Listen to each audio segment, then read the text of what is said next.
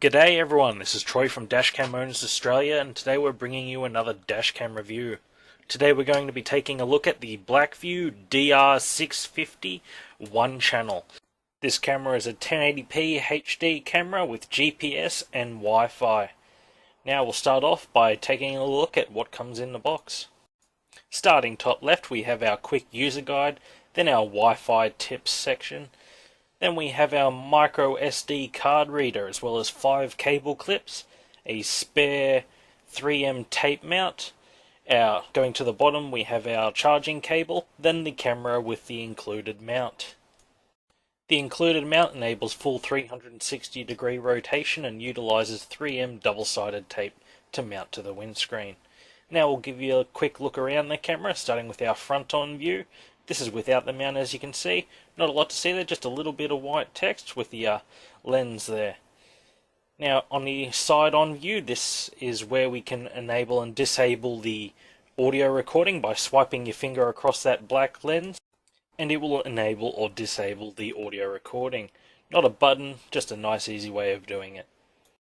Along the back we have our record and GPS indicator LEDs, as well as a speaker for our voice prompts that this camera gives you. And on this side we have our power input, as well as our Wi-Fi on and off button. Now the Wi-Fi on and off button also doubles as the format button if you hold it down.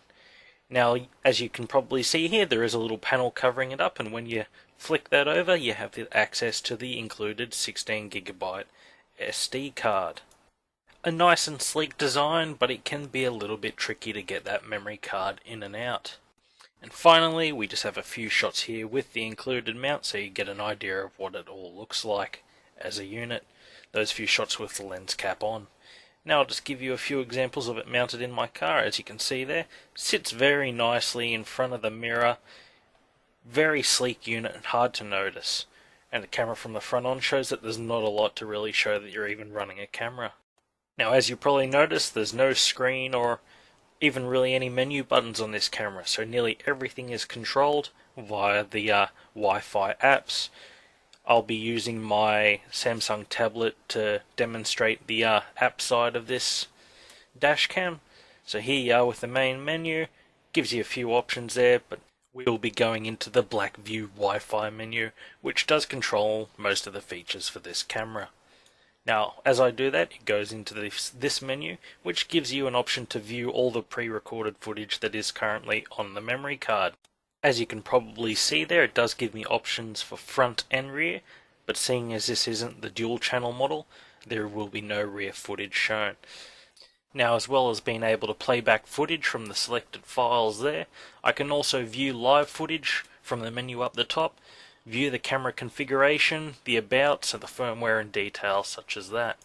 Now, selecting live view would take me to a live view from the camera, as shown here and designated by the live at the bottom of the video there.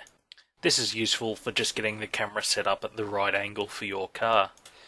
Now, as you saw, I had a lot of options back there for the different files I'd already recorded. Now, going into one of them would play one of those videos. I've just taken a screenshot to show that, yes, it actually does it. Didn't have a real way to record my tablet to show it properly. So hopefully this can get the point across. It does the job. It's a little bit stuttery being across Wi-Fi, but you can still play back and review footage on a phone or tablet with relative ease. Now, if I were to go back to that main screen and then go into the configuration menu, it gives me options for both the app settings and the firmware settings, meaning the camera. Now, I'll start off with the app settings here, which are pretty basic, like using the Blackvue player as standard, enabling the Wi-Fi strength meter, and your screen rotation settings. Moving on to the firmware settings menu, which is the settings for the camera, we have a few more sub-menus, which is our basic settings, which include time zone settings, the image settings, the resolution. Then we have our sensitivity settings. This is for setting the G sensitivity, the etc. settings, so your LEDs and your voice notifications. Then there's the Wi-Fi settings for your password, the Wi-Fi name of the camera. Then you have an option to synchronize the time with the time zone. Going into the basic settings menu gives us our time zone options, the image setting options, and the recording setting options. Every time zone is available, so I won't go through them. In the image settings menu, we have our resolution options, our quality options, and our brightness levels. The resolution options are 1080p at 30 frames, 1080p at 15 frames, 720p at 30, and 720p at 15 frames. Our quality settings are normal, high, and highest. Then for brightness, we have a sliding adjustment bar, so you can get that just the way you like it. On the recording settings menu, we have our normal record enabled, voice record enabled, date and time display, our speed display unit, so kilometers and miles per hour, our normal recording unit, which is the amount of time you want each file to go for, then the event parking road recording unit, so the amount of time you want those files to go for. Then there's the auto switch to parking mode, so after a couple minutes of being still, the camera will automatically switch on to parking mode. The next menu is our sensitivity settings, which enables us to adjust the normal recording G-sensor, the parking G-sensor, our motion detection, and a speed alert, so we can set the camera to have an overspeed and notify us if we are going over the limit. Now, going into one of those G-sensor menus just gives you the option to set the sensitivity of each individual sensor. So you have top, bottom, left, right, front, back. So you can get the adjustment just right depending on how many potholes there are around you. Now we have the etc. settings menu, which is enable the recording LED, the settings for the security LEDs, settings for the voice alarms, the alarm volume, and we can add in our user info. And finally, I'll give you a shot of the about of this camera just so you can see what firmware I'm running for the purpose of this review. Now, before we take a look at the footage, the usual disclaimer to say that YouTube can adversely affect the quality of the video, so it may not look as good as it does on my screen. We'll start off with some lovely morning footage, and just a little note to start off with that I accidentally stuffed up with this review a little bit and didn't put the right time zone on the camera. I didn't notice until I started the review, so a lot of the times in this videos will be wrong, but this is about 7:30 in the morning. As you can probably notice, the camera's doing a very good job adjusting to the rapid light changes and still picking up a lot of the registration plates on the cars around. Now, this camera does record in a bit of a lower bitrate than many, but it does a good job on sort of keeping the quality there. What this means is you get more recording per memory card, but you also still get good enough quality to make out the details you need. Now, this camera with its normal compression mode enabled will get you about 4.5 hours on the 16GB card, which is about equal to what you get from a 32GB card on a normal camera without this compression. So it's pretty good, and so considering you can run up to a 64GB card, it's a very handy little thing. Now, in a moment I'm going to cut over to the in-car audio so you can hear what the microphone on this camera is like. And I'll start with that now. Alright, g'day all. I'll just give you the standard microphone test with this Blackvue. Hopefully it's all very clear considering that this is quite a pricey camera. Now, as you heard from that audio, very respectable, which is what you'd hope for a camera in this price range. Now onto some nighttime footage here. We're in a well-lit main street, but you know, the camera's still doing a fairly good job.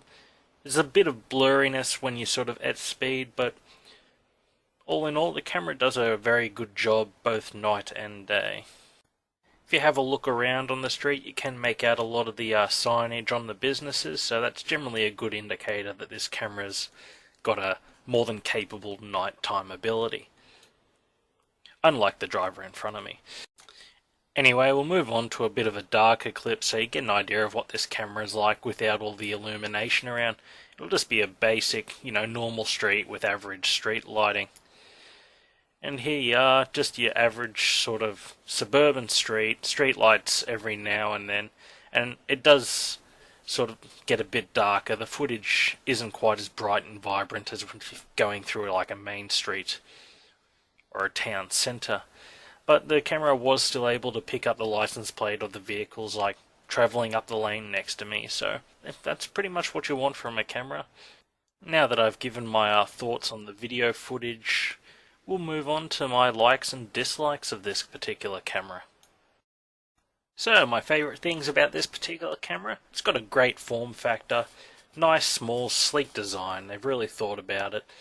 The video quality is very good, it's quite respectable. The compression that this camera utilizes, it allows for a lot of video footage to be stored. But there's also a double-edged sword with that. Now, my dislikes, as I mentioned, the compression, while it is also a good thing, it's also a bad thing. I feel the quality could be a lot better if it wasn't trying to compress the footage so much.